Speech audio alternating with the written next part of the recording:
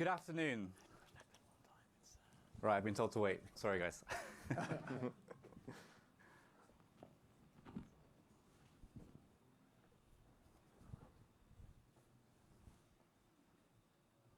see many women represented when it comes to the decisions as to how to handle the pandemic.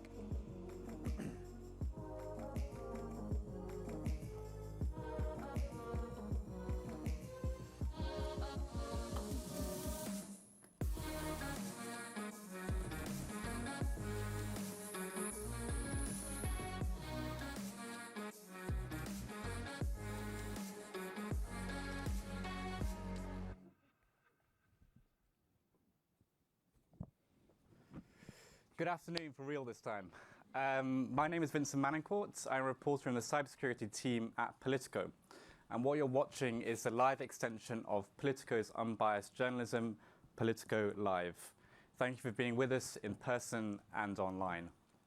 Now, imagine, if you will, if your phone was opened up for all to see, with people poring over your WhatsApp messages and studying your family pictures. That's what spyware like Pegasus does. This kind of spyware has been used in a growing list of European countries, from Poland and Hungary to Greece and Spain. And not just against terrorists and criminals, against journalists, against activists and political opponents too. What should we do about all this? That's what we'll be discussing today, and more with our fantastic lineup of speakers. But first things first, you know how it goes, we have some housekeeping remarks. This editorially-led Politico Spotlight happens today within Google's cybersecurity resilience programs throughout the European Cybersecurity Month. We would like to make our spotlights as interactive as possible. You can participate by tweeting about it at @LivePolitico and ask questions via Slido using #PoliticoSpotlight. You know who we are, so we'll be prioritizing questions which are sent with a name and an organization so it's transparent for all our viewers and panelists. You can already share your thoughts and answer the following poll presented by Google. What should the European Union's top priority be in addressing the privacy and security risks posed by commercial surveillance tools? We will look at the results at the end of our discussion. Before we get started, we now hear from our opening remarks from our partner, Kent Walker, President, Global Affairs at Google.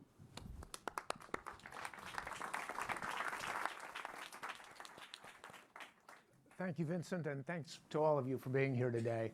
We're here today to talk about how government and how industry can be responsible in responding to the challenge, the growing challenge of spyware. Now, spyware isn't necessarily new, but the growing commercialization of these tools definitely is. In 2017, our Android operating system was the first mobile platform to warn about the NSO Group's Pegasus spyware, zero-click malware. That's malware where the user doesn't have to take any action, and yet they can still be compromised on their smartphone or operating system. So by sharing information about that attack early and widely, we raised awareness of the threat. We helped the victims understand that they could be compromised.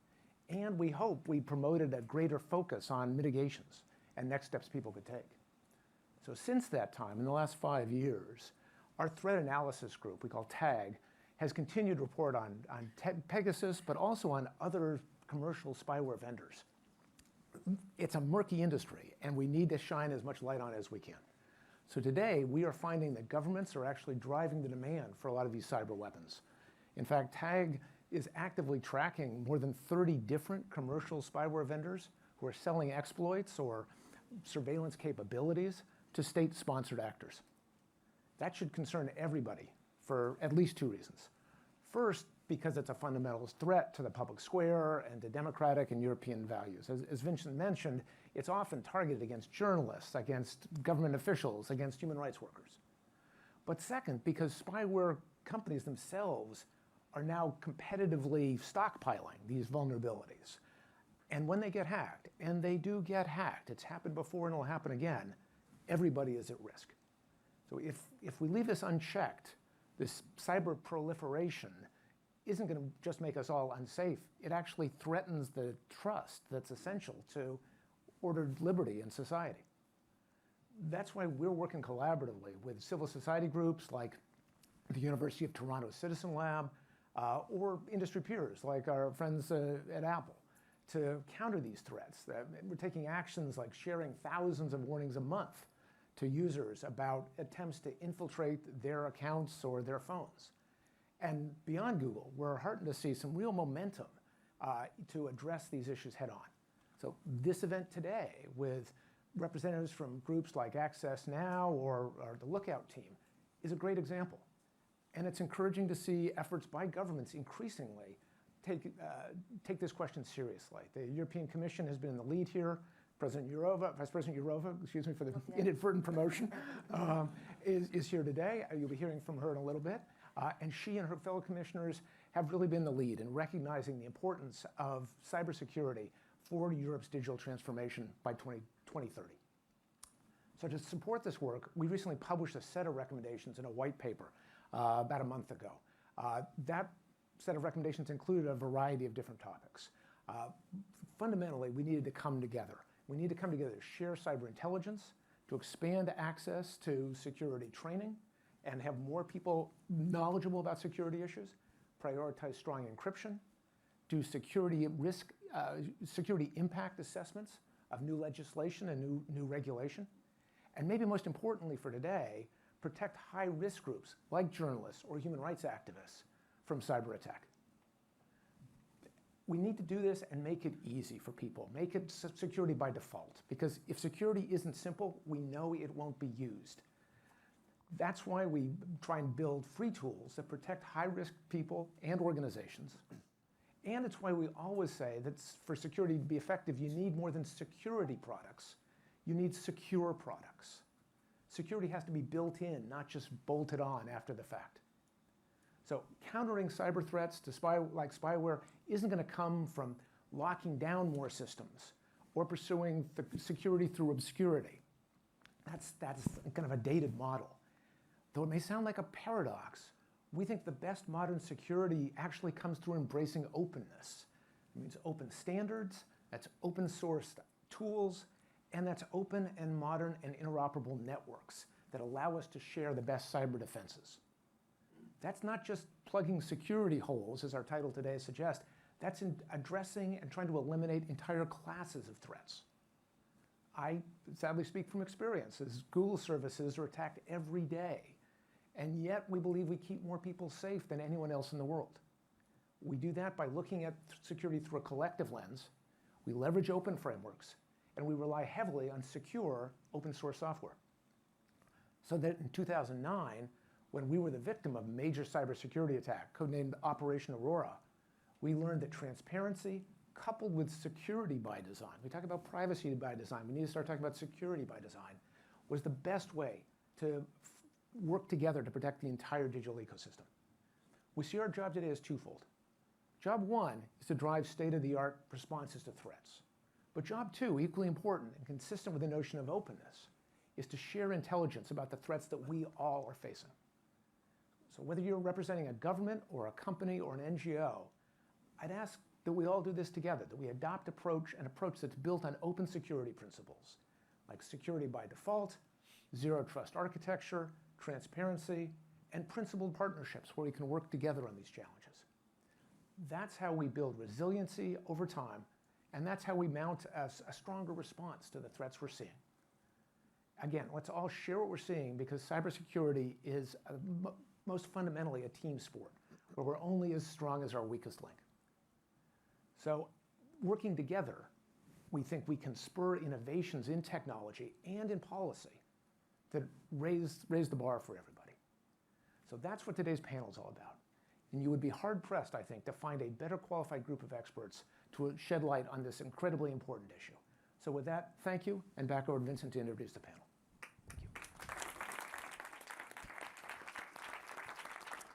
Thank you. Thank you, Kent. So now I'd like to introduce our panel members. We have Vice President of the European Commission, Vera Jourova.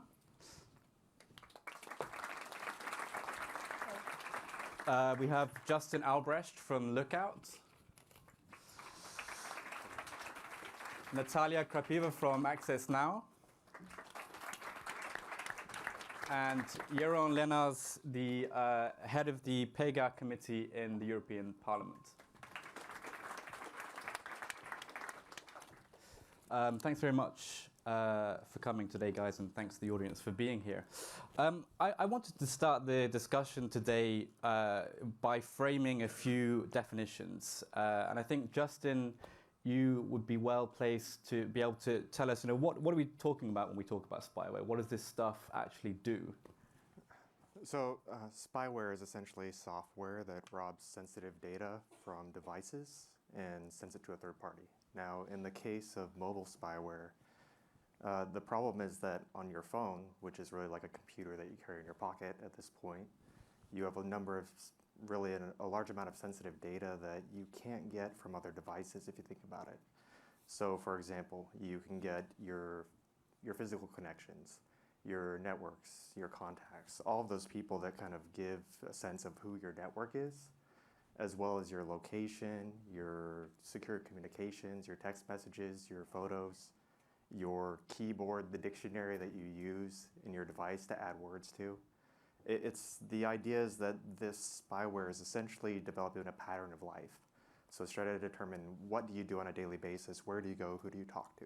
Mm-hmm. And due to that, it's a huge invasion of privacy. Mm-hmm. And what names we talk? Well, we all know Pegasus. What other names are there in the field? You have Pegasus, you have Predator, Hermit. Those are probably the big three recent ones that have been in the news. Mm-hmm. Before that, we had Finfisher. We had Android RCS, or the RCS tooling from Hacking Team. And this is really just a handful. Besides that, there are a number of companies out there, really a large amount of companies who dedicate specifically to spying on mobile devices, spying on mobile communications through telcos, through attacks like SS7 attacks, and also spying on computers as well. Mm-hmm. Natalia, I want to bring the discussion to you because part of why this has become such a big debate is the impact on human rights and the kind of people that are being targeted. What kind of case studies can you bring to the table? So as you can imagine, based on what Justin has said, the level of invasion on privacy that this spyware allows is unprecedented. And what we've seen is, even though spyware companies like NSO argue that their spyware is used for serious crimes investigations like terrorism or child molestation investigations, what we're seeing is that this spyware is in fact used to target civil society members, journalists, human rights defenders, activists, lawyers, opposition members, anybody who speaks against the government, saying things the government doesn't like, as well as their family members, their loved ones, and their colleagues. So we have seen really an unprecedented spike in this kind of cases. And Access Now, my organization, along with our peers, Citizen Lab, Amnesty International, Frontline Defenders, we have been involved in investigating and bringing the voices of those victims to the public spaces to make sure that they're heard and the public understands the harms from this. Mm-hmm. Commissioner Jourova, we've heard some of the risks of this kind of spyware. I'd like you to talk a little bit about maybe the differences between illegal and legal uses of spyware, what rules we have in place at the moment, and what rules we might need to better police this kind of technology. Good. How much time do I have? It's a very broad story and a very important topic, and thank you for organizing this debate. I want to say one thing, that whatever we have done in the world of technologies, starting with GDPR through e-privacy and additional legislation, we always had in mind that the technology must not be abused to oppress the people. And what I'm very much concerned about is exactly what Natalia just said, that the spyware could be used, and probably is used, against the political opponents, lawyers, journalists, human rights defenders, and this is obviously in order to silence those people who might be opponents of the political power. So this is a very serious issue. On your question, indeed, we have to recognize the difference between illegal and legal usage.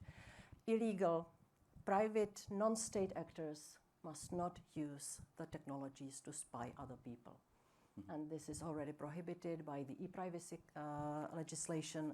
We even have the directive on attacks against information systems, which is the piece of legislation from criminal law field.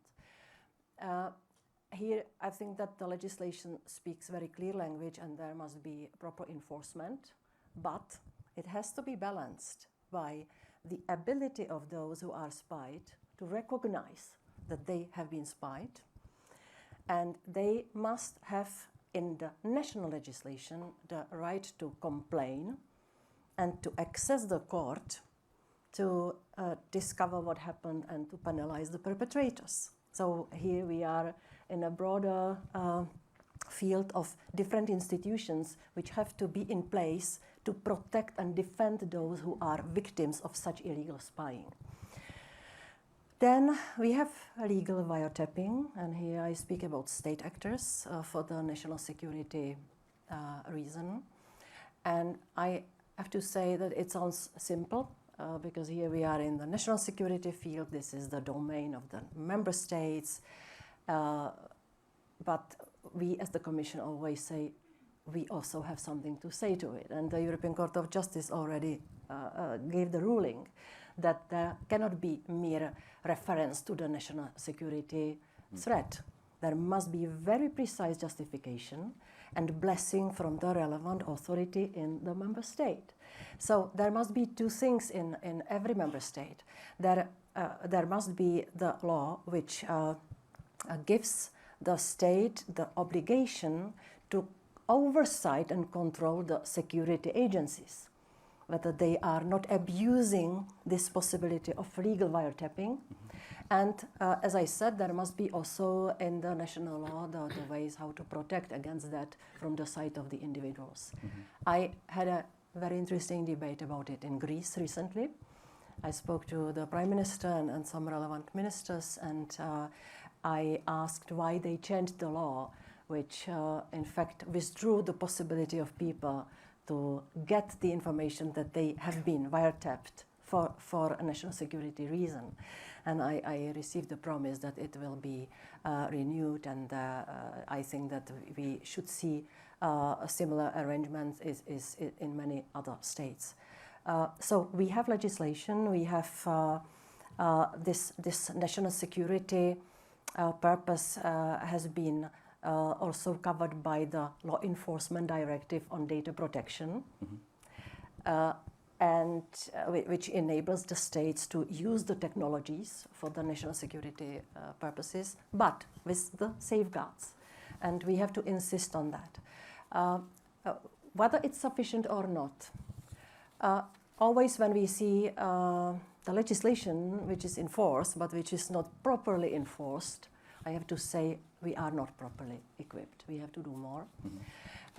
And at the same time, when we see emerging threat, when we see that already in 4 countries which you named, we have the evidence that such a thing happened, we suspect that it might be the case of many other member states or some other member states. That's why I would like to propose that the Commission will do the proper mapping of the situation, and we hope that the member states will be willing to cooperate, because we cannot do the mapping without the cooperation of the member states. Aside from hoping that member states will play along and that the Commission can seek assurances from them, do you think the Commission, it's incumbent upon the Commission to do more to try and regulate this and to ensure that checks and balances are happening inside countries? Well, we have to know exactly what's happening. And already, if you, I don't know, maybe it's not the most exciting reading, but our rule of law report from July this year, we already mentioned the use of spyware from the side of the states, which is, as I said, legal, but may be wrong, as also the Greek Prime Minister admitted. So we already covered that in that report. And I believe that we should do more just than repeat the concerns in the next report in July. I would like to do the mapping, and I think that it's highly important that the Commission services will sit together and we will invent whether we can do more to strengthen the European angle. Because the national angle is the national security, but we have there a very strong angle of protection of fundamental rights. And maybe here this might be the path forward, that we will come with some proposals, at least with some interpretation, legal interpretation, or some guidance for the member states, because there are a lot of question marks. Jaron, I want to bring you in now. You're chair of the committee looking into spyware in the Parliament, and it seems since you convened that committee, there's been scandal after scandal. How has the experience been in following? No causal effect there. Right? It's, how has the experience been in trying to really kind of pin down national politicians and governments and to get to the bottom of this? very, very difficult, especially in relation to the member states, because the mapping exercise would be very helpful, and you would need indeed the assistance of the member states. To give you an example, from our committee of inquiry, we have sent questionnaires to all the member states on just factual questions, like the legal framework in which spyware can be used, etc. No great questions of national security, but simple factual questions on the legal framework, etc. And there we have great difficulties in receiving answers. Some member states want to answer because they feel we have a good system and we want to do this. Some member states do not want to cooperate at all. And other member states are a little bit in the middle. So we're still waiting on a lot of answers. So it's very difficult. When we went to Poland on a mission, we received no cooperation from the Polish authorities whatsoever. Not from the data protection authorities, not from the government, not from the ruling party in the parliament, none whatsoever. And I think it says a lot about how member states like Poland are looking into these kind of situations. And yes, there is a national security aspect maybe, but I think for the inquiry committee of the European Parliament, this is mainly about rule of law, because I find it very hard to believe that in countries like Hungary and Poland, all the spying that was done on journalists, on prosecutors, on activists, on opposition politicians were all necessary for national security. Also because none of these have led to any kind of court procedure, any kind of indictment, nothing whatsoever. So it's not only about national security, it's about rule of law. And in rule of law, I think the European Union, the European Commission, we all have a responsibility to indeed do something more than express our concerns. And this is also, I think, the intention of the European Parliament's committee. Commissioner Jourova, do you want to answer to that? Because I think it's interesting how a lot of these issues do, in a way, come back to the rule of law issue. Yeah. If the Hungarian Data Protection Authority, the Polish Data Protection Authority is not independent enough to investigate these things, and yeah, expressing concerns is my most frequent sentence in the Commission. Also bringing brilliant analysis. And I know that everybody is waiting for the solutions. For me, there are two factors. One factor is the fundamental rights protection. And you spoke about it. This is compromising the privacy of people. And what Ken said about, yes, privacy by design, but also security by design. This is the necessary couple which we need to see taken seriously, especially by the technological industry. So we can work in both lines. As I said, we already covered that by the rule of law report. Indeed, when the spyware is illegally used, or legally used, but with that question mark, with the excuse or reference to the national security against the political opponents, then of course we have here some kind of disbalance of checks and balances in the state, which means that this is the rule of law issue. I would like to start the mapping, however, from the point of view of fundamental rights. I will see whether the member states will be more willing to answer our questions. We're also not done yet. Than the Parliament. And we will be very insistent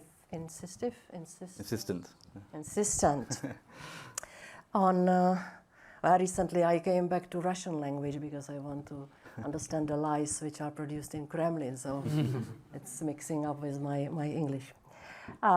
We will be insistent in our dialogue with the member states that we need to see that in the member states there are three basic parameters for using of the spyware on national security purpose.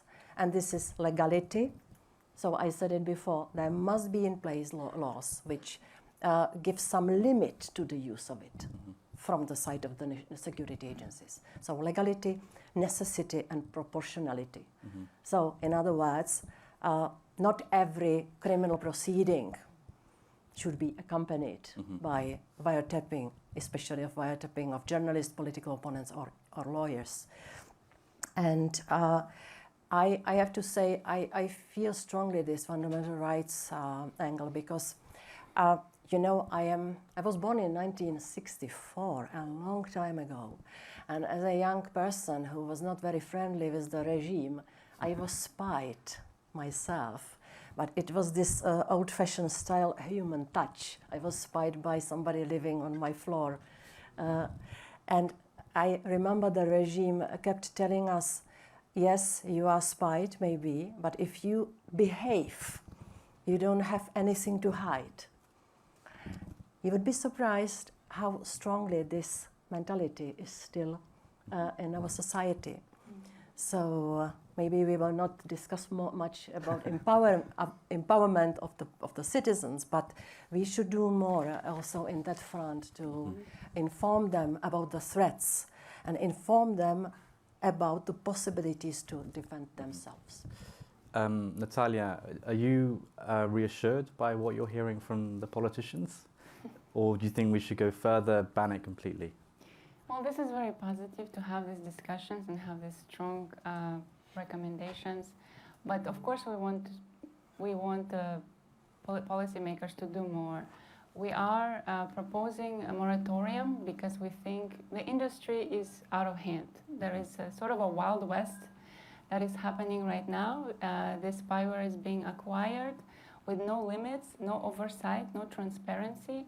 It's being used also against, again, journalists, lawyers, political opponents, and there's no accountability.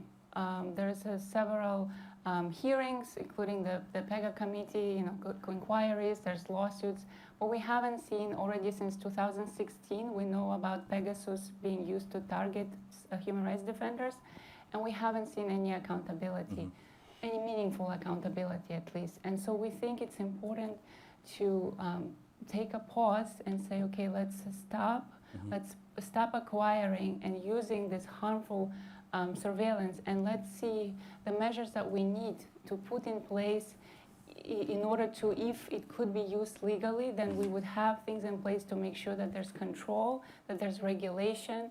Again, and it's not just a use, it's also how it's acquired, the procurement and exports and imports and in the use. And so this is something that we're calling for us, and now a coalition of civil society actors, as well as actually the government of Costa Rica, so far as the only state that has supported it. But this is what we're calling for, to put a pause and say, let's put in certain measures in place. However, I want to say that if you know about the paper from the European data protection supervisor, we know that there's serious concerns were expressed in that paper, specifically in respect to spyware like Pegasus, that gives you opportunity to have unlimited surveillance, but also control of the device, and therefore of pretty much every single aspect of a person's digital life. And so in that paper, it's the Office of the Supervisor expressed an opinion that we should even consider a ban on spyware such as Pegasus that doesn't allow for any kind of limitation, and that necessity and proportionality assessment, as Vice President has said, So this is something that we are also we are encouraging lawmakers and policymakers to consider, because the harms at this point are just incredible, and it's really unclear as to there's really unwillingness of member states to do anything about it. Commissioner Didier Reynders told me recently that it was strange to call for a ban on spyware when we're in a time of war. I don't know what your thoughts are on this, Jeroen, but I saw you were raising your hand earlier, so I'll give the floor to you. I raised my hand also because of the previous discussion, but on that question, of course, this will also be a debate in the European Parliament, how to deal with this aspect of spyware. And I think there's two strands of thinking. On one hand, people say, yes, it's a ban because it's being abused at a large scale. The other argument is, serious criminals, terrorists, using more and more innovative tools to perpetrate their crimes. Now we also need to make sure that law enforcement is equipped with at least similar means. Mm-hmm. Like in the Netherlands, there was reported use of Pegasus in one case, and it was to track down the biggest drugs criminal in the Netherlands. And there was nobody in the Netherlands who sort of questioned whether this was too much of an invasion of his privacy. So there is a balance that needs to be struck. And I think the problem is in the European Union at the moment, and I was looking at the slido.com where people are giving us the solutions, which is very helpful. But the most popular solution was forbid to use it against European citizens unless with a explicit court order. But if you now go to Poland, they will say, we had court orders for all of these cases. Mm-hmm. Because I just dump a stack of paper on the judge's desk with no reference to names or whatsoever, and just say, let's do this. And we all know also from the rule of law report of the Commission and the infringement procedures what the value of judicial independence is in some cases in Poland at the moment. So it needs to go beyond just a mere trust in national procedures and national checks and balances, because we have seen in all the cases that we've seen now that they are not 100% waterproof. And the second thing is that we also have to look at this from a societal perspective, because yes, there are victims, and we've spoken to many of them. I've spoken this morning to 2 journalists from El Salvador who were targeted. And we have to realize that yes, these people are the first and foremost targets and victims, and it's terrible for them. But there is a much wider effect of this kind of use of spyware. Sources that will not meet with them anymore. Mm-hmm. Sources that have met with them and are now exposed to authorities. Other journalists that think, I don't want this to happen to me, I'll censor myself a little bit to make sure I don't get into this kind of trouble. Opposition activists who say, okay, maybe I'm not going to be an activist anymore because I don't want to be targeted like this. The sort of extended effect of the use of this kind of spyware against innocent people is huge. It has a stifling effect on democracy, on media, and this is where the real extra danger of this legislation is, and this spyware is, and this is why I think it's really important that we also have a look at a legislative framework from the European level. And there is many items that are already discussed, whether it's about stockpiling vulnerabilities, whether it's about import-export control, whether it's about redress, whether it's about transparency, whether it's about minimum standards for checks and balances. There is a whole wide area of issues that we need to look at to come up with a holistic answer that is also future-proof. Mm-hmm. Justin, I want to bring you in here. On that question of, is it right to talk about moratorium on spyware in a time of war when people are perhaps more concerned about security? When we're talking about spyware, what exactly is our issue with it? Because commercial spyware is used by countries that generally can't develop these kind of capabilities in-house, right? The military powers, the US, the UK, France can presumably develop all of this in-house, and they don't have to buy it from NSO Group. Are we saying it's okay for them to do it and not for other countries to buy it in? I don't know if we're saying that it's okay for them to do it and other countries not to buy in. I think that when you look at who's exactly, typically in most cases, using this kind of software to spy on activists, spy on journalists, they're countries that frankly don't have a great record when it comes to human rights and respecting privacy in the majority of cases. So it's more a question of, should we put these powerful tools that are developed by really peers of these like first nation state developers into the hands of authoritarian governments, into the hands of organizations that can really do a lot of harm to people. And I think we've seen that in the past when, there are people who have been targeted with Pegasus or been targeted with other spyware who have ended up arrested. Khashoggi, who ended up murdered, and his relatives were spied on by Pegasus. I think it is a dangerous precedent.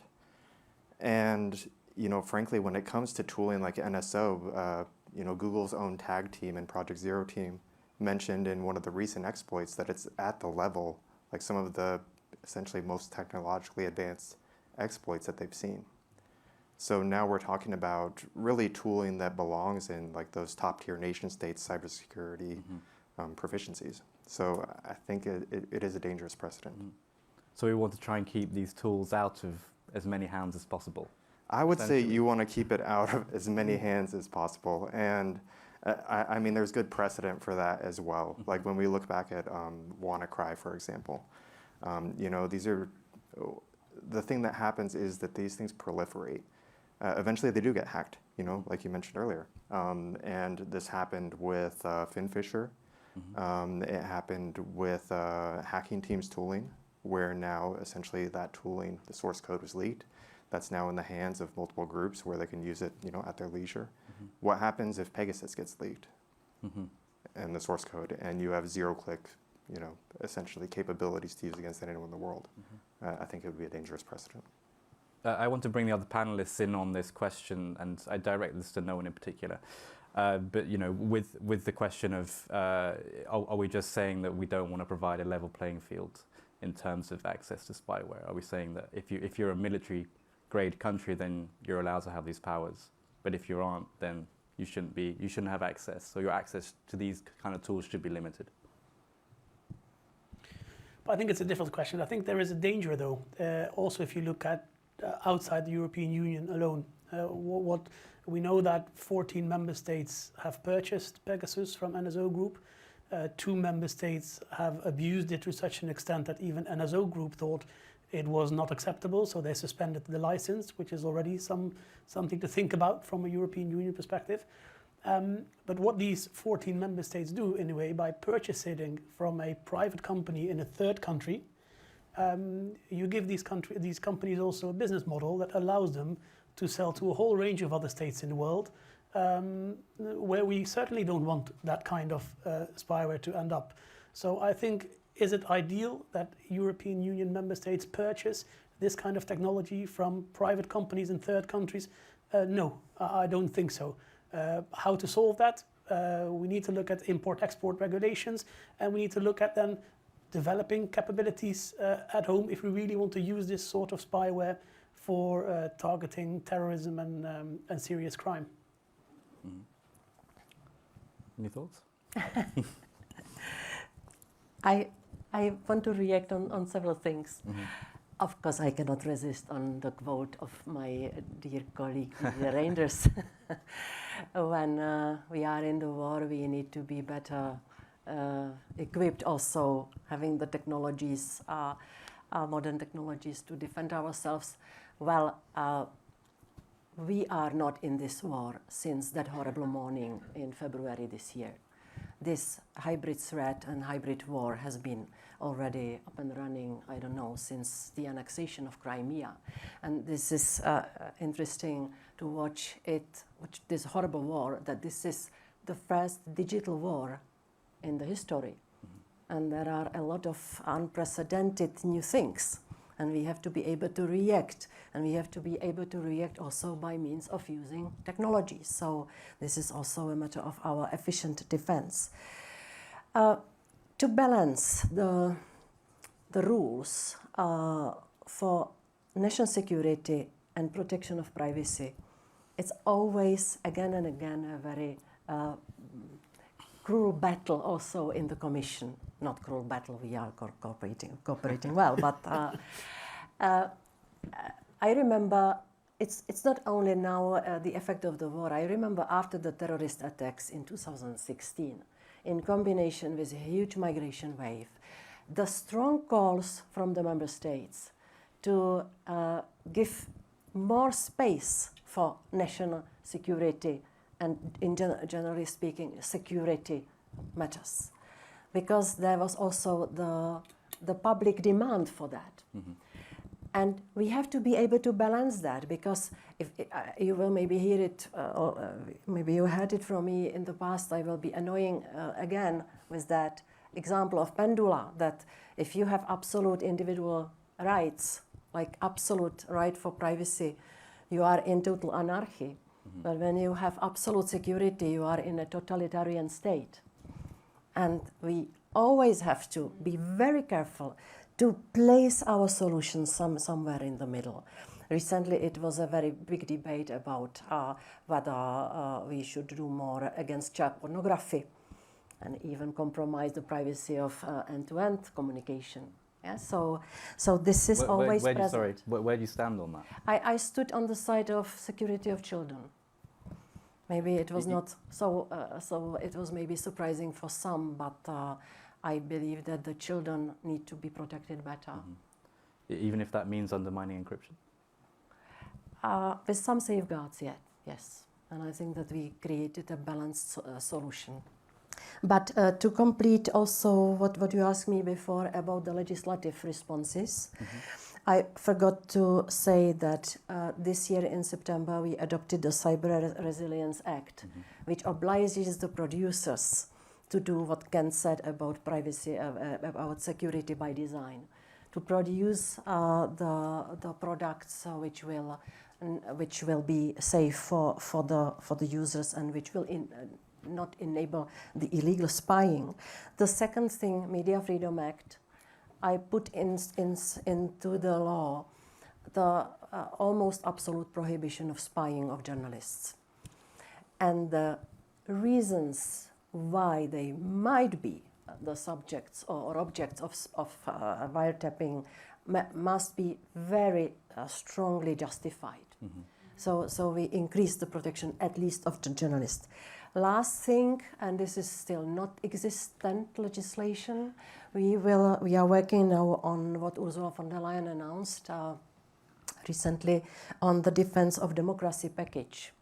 And we are now doing a very, very, very precise oversight and again mapping of all possible channels of foreign interference which might endanger democracy and the community life and including security in EU. So we will also be looking into that, into this foreign import. But this is still at the very beginning of the work. Mm-hmm. I just wanted to pick up on what Vice President Jourova said about, we were talking about the war in Ukraine, Russia's invasion of Ukraine, but also the overall authoritarianism, the slide towards authoritarianism and, frankly, dictatorship now in Russia and in Belarus as well. And I want to say how it relates to also discussions about national security, because what we're seeing now increasingly, countries like Russia, Belarus and others are now using this national security excuse and also accusations of terrorism and extremism. They're using it against human rights defenders, journalists, civil society, and then they're justifying all kinds of repression, including digital repression, such as surveillance. And unfortunately, we're seeing that trend now in EU countries as well. And so this is a really dangerous trend, and we really need to understand that the way that we can also support Ukraine by also promoting and strengthening rule of law and democracy at home. And I wanted to touch upon the Media Freedom Act, which we welcome, and that sort of extra protection for journalism that is much needed. But I wanted just to add that I think it's maybe something that I thought about that would be helpful to have that extra, because I understand that there are still some exemptions for national security purposes that are in the language. But I think it's important to highlight that by default, it should be accepted that journalism is not a threat to national security. And so this is something that we think is important to even to highlight that even extra. By the way, I will maybe now remind us of the, I wanted to say Commission's repressive tool. Sorry, but to have this in the law, the almost absolute prohibition of use of spyware against a journalist means that if this is broken in the member state, we can react on it because we will have the law in place. Mm-hmm. While we do not have covered the human rights defenders and lawyers and so on. It's true. Well, this is important because somebody needs to step in, because it's like the bucket is being passed and you say, well, the Commission says, well, nation states have power over national security. You're right. And then they say, well, you know, we're following our law. So this is really important. Somebody, then the Commission needs to step in, we think, on this issue. We're almost out of time, but I'd like to open the floor for questions and perhaps feed in some of the questions that are coming in on Slido. So if anyone has a question, I don't know if there are microphones that can be passed around or what the situation is, but just on Slido. Okay, sorry. So if you're in the room, you're not allowed to ask a question. But so let me ask a question from in here. There's one that caught my eye, and I'm going to put you on the spots a little bit here. Oh, excellent. But obviously, it's in Brussels. It's become perhaps easier to talk about transgressions in countries like Poland and Hungary than in countries like Spain. And I noticed that the inquiry committee doesn't have a visit to Spain in the calendar, even though there's been widespread use of spyware there. Why is that? Well, it's a good question. I don't think we have any problems speaking about all countries. We also said from the beginning, even before revelations on Greece and Spain were published, about that this is not only about Poland and Hungary, because it's always about Poland and Hungary. I understand that that sort of that frame. It's not only about Poland and Hungary. It's about all of the European Union, and it's about not only about Pegasus. Okay, PEGA is the abbreviation of our committee. It has an obvious history, but like Justin already said, we don't only have Pegasus. We have Predator. We have many other equivalent spyware. So we need to look at this from a wide approach. We will have a country-specific hearing on Spain. The reason why I refer to Poland also more today is because we've already been there. We've had all the hearings, and there is more concluded knowledge that we already have. I'm very happy to come back in a couple of months to speak more about Spain when I have more information. But no visit to Spain? Well, we have a mandate of our committee. In that year, we have the opportunity to do 4 visits. Mm-hmm. There was a majority to look into Israel, Poland, Hungary, and Greece. If the mandate of the committee gets extended, which is a possibility in our mandate, to extend it by 3 or by 6 months, then we will also have the opportunity to take additional country visits, which could also include Spain, because Spain has been a very well discussed topic also among coordinators in the parliament. We had a meeting 2 weeks ago in Strasbourg with the 4, amongst others, with the 4 Catalan MEPs that were targeted by Spain.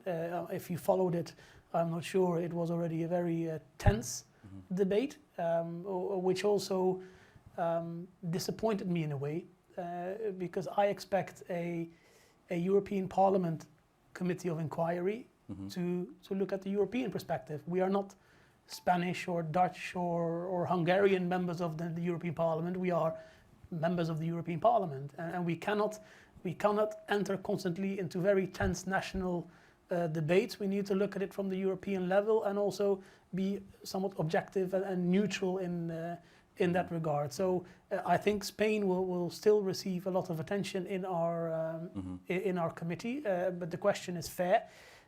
I just hope your opening question was, since the start of the committee, we had scandal after scandal.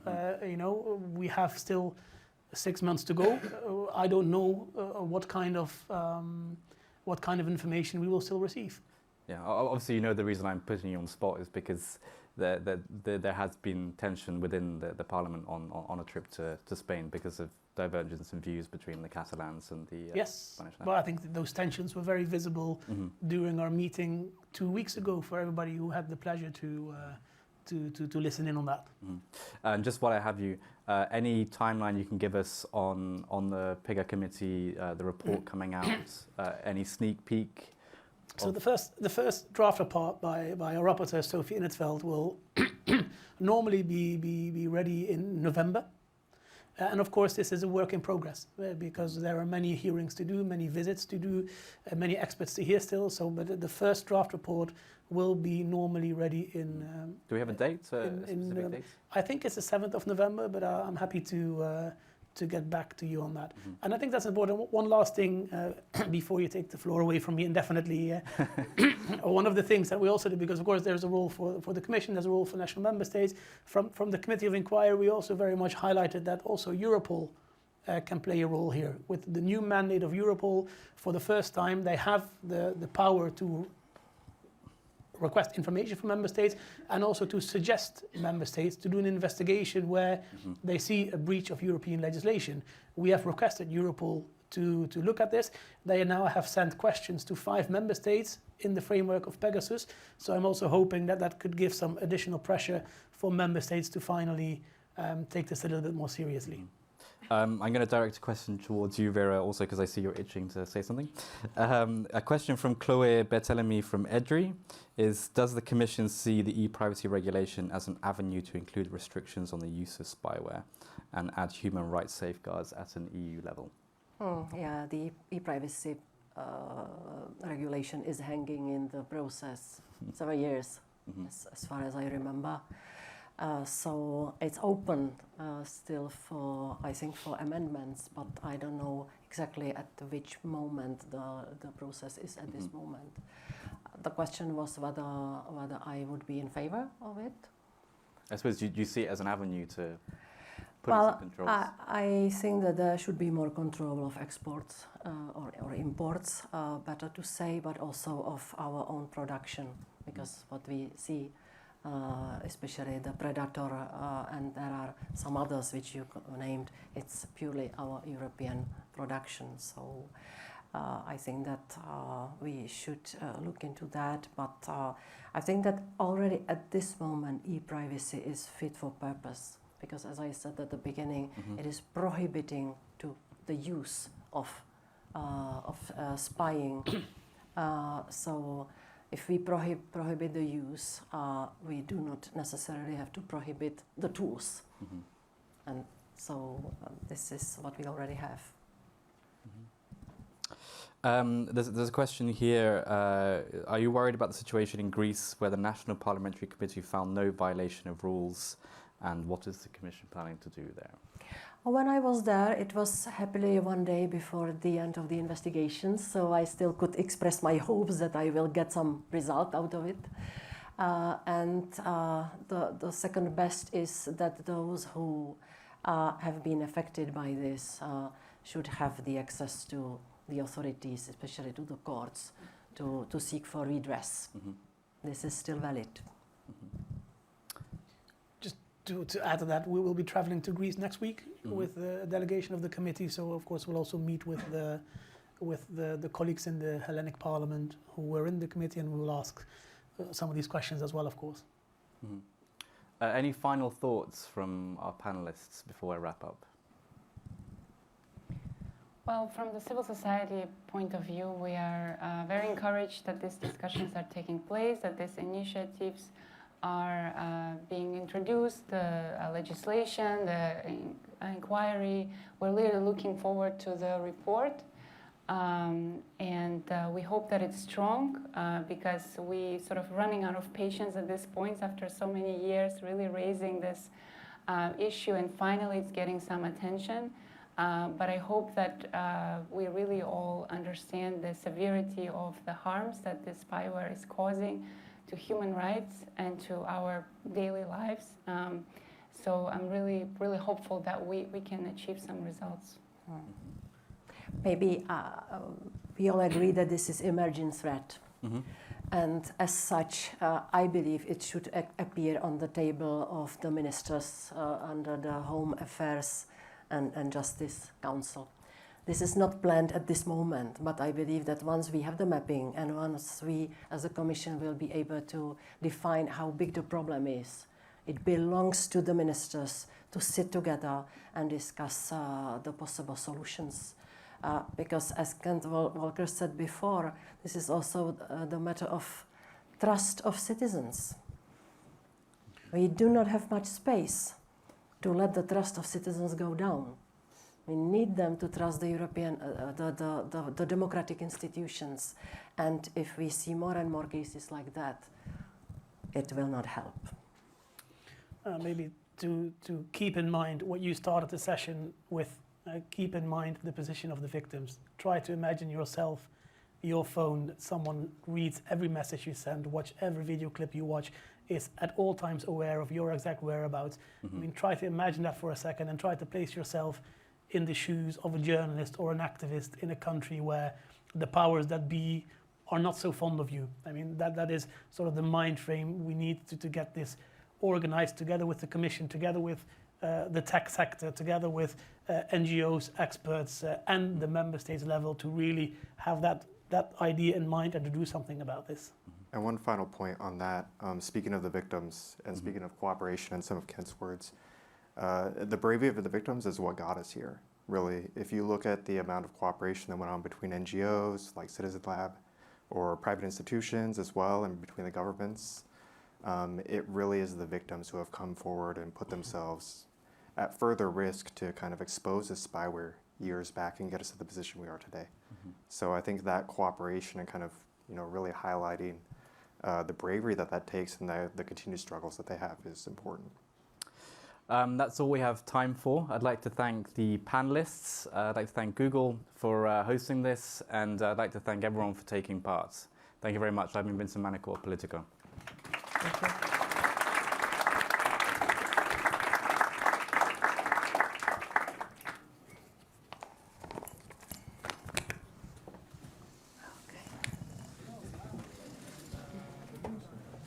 Thank you very much.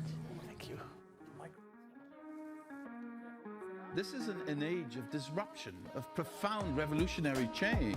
What we're really asking ministers is to empower the ambassadors. The only thing that you really push forth is the truth. You don't see many women represented when it comes to the decisions as to how to handle the pandemic.